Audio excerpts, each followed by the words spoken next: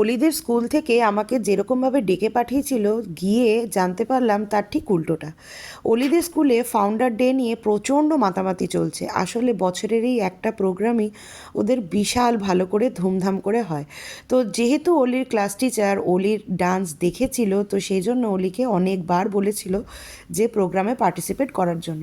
আর আমি ওই টাইমেই, যখন ওদের স্কুলের ফাউন্ডার ডে প্রোগ্রামটা হবে, সেই টাইমে আমি বাড়িতেই থাকবো না, আমার একটু বাইরে যাওয়ার প্ল্যান হচ্ছে। এই ছোট্ট কথাটা আমার অলিরানী ম্যামকে বলতে পারেনি, তো সেই জন্যেই ম্যাম আমাকে ডেকে পাঠিয়েছিল।